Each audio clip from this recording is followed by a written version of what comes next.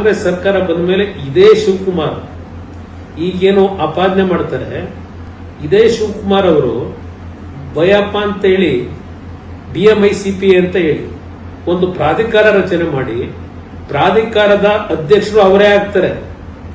ಅವರ ಜೊತೆಗೆ SM ಕೃಷ್ಣ ಅವರ ಸರ್ಕಾರದಲ್ಲಿ ಮಂತ್ರಿಗಳು ಇರ್ತಾರೆ. ಆ ಸಂದರ್ಭದಲ್ಲಿ ಅವತ್ತು 1.25 ಲಕ್ಷ ಎಕರೆ ಭೂಮಿಯನ್ನ ವಶಪಡಿಸ್ಕೊಳ್ತಕ್ಕಂಥ ತೀರ್ಮಾನ ಮಾಡ್ತಾರೆ ಬೆಂಗಳೂರಿನಿಂದ ಮೈಸೂರಿನವರೆಗೆ. 30 ವರ್ಷಗಳಾಯಿತು. ಇವತ್ತಿನವರೆಗೆ ಆ ಒಂದು ರಸ್ತೆಯ ಕೆಲಸ ಮಾಡಲಿಲ್ಲ. ಈಗ ನ್ಯಾಷನಲ್ ಹೈವೇಯಿಂದ ಆ ಕೆಲಸ ನಾನು ಮುಖ್ಯಮಂತ್ರಿ ಇದ್ದಾಗ ಏನೋ ಒಂದು ಬಹಳ ವೇಗವಾಗಿ ಹಣವನ್ನ ರೈತರಿಗೆ ಕೊಡ್ತಕ್ಕಂಥ ವಿಷಯದಲ್ಲಿ ತೀರ್ಮಾನ ತೆಗೆದುಕೊಂಡು ಇವತ್ತು ಆ ರಸ್ತೆ ಕಂಪ್ಲೀಟ್ ಆದಂತದ್ದೇನಿದೆ ಕೇವಲ 2-3 ವರ್ಷದಲ್ಲಿ.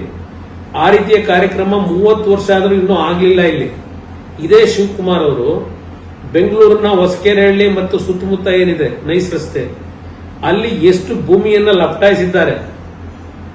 ದೇವೇಗೌಡರು ಅದರ ವಿರುದ್ಧ ಯಾವಾಗ ತಪ್ಪುಗಳಾಯಿತು ಅದನ್ನ ಸರಿಪಡಿಸಬೇಕು ಅಂತ ಹೇಳಿ ಯಾವ ಮಟ್ಟದ ಹೋರಾಟ ಮಾಡಿದ್ದಾರೆ ಅದೆಲ್ಲ ಇವತ್ತು ನಮ್ಮ ಕಣ್ಣು ಮುಂದೆ ಇದೆ. ದೇವೇಗೌಡರು ಎಂದೂ ಸಹ ರೈತರಿಗೆ ಅನ್ಯಾಯ ಮಾಡ್ಲಿಕ್ಕಾಗಲಿ, ರೈತರಿಗೆ ದ್ರೋಹ ಮಾಡತಕ್ಕಂತ ಒಂದು ಕ್ಷಣದಲ್ಲಿ ಆತರ ಮಾಡಿದ್ರೆ ಅವರು ರಾಜಕೀಯದಿಂದ ನಿವೃತ್ತಿ ಹೊಂದಿದ್ರು.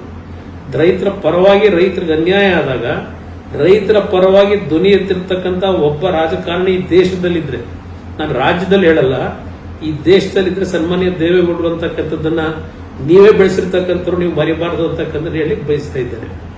ಅದಷ್ಟೇ ಅಲ್ಲ, ನನ್ನ ಕಾಲದಲ್ಲಿ ಯಾವೊಂದು ಈ ಪ್ರಾಜೆಕ್ಟ್ ಬಗ್ಗೆ ನಾನೇ ಇದಕ್ಕೆ ಭೂಸ್ವಾಧೀನ ಪ್ರಕ್ರಿಯೆ ಮಾಡಿದ್ದೆ ಅಂತ ಹೇಳ್ತಾರೆ. ನಾನು ಯಾವುದೇ ಭೂಸ್ವಾಧೀನ ಪ್ರಕ್ರಿಯೆ ಮಾಡಿರಲಿಲ್ಲ.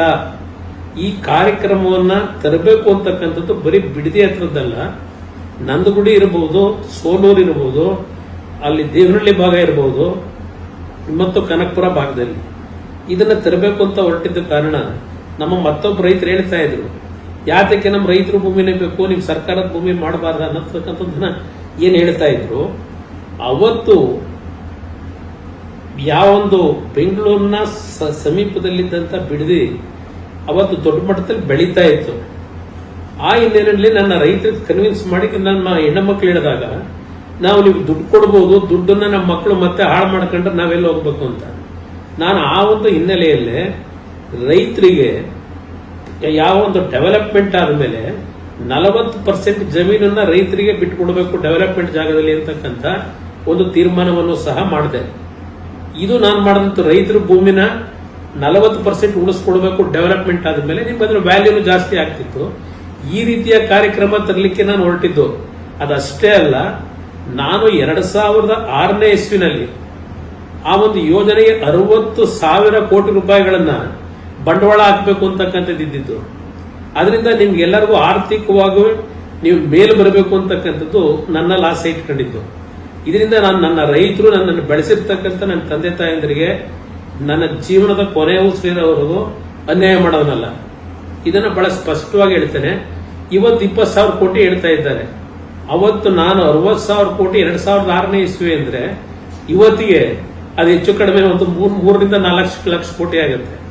ಆದರೆ ಈ ಒಂದು ವಿಷಯದಲ್ಲಿ ಯಾವ ಒಂದು ವಿರೋಧವನ್ನ ಕೆಲವರು ಮಾಡ್ಲಿಕ್ಕೆ ಪ್ರಾರಂಭ ಮಾಡಿದ್ರು. ಇದೇ ಕಾಂಗ್ರೆಸ್ ಪಕ್ಷ ಅದೇನೋ ಸತ್ಯಶೋಧನಾ ಸಮಿತಿ ಅಂತ ಮಾಡ್ಕೊಂಡ್ರು.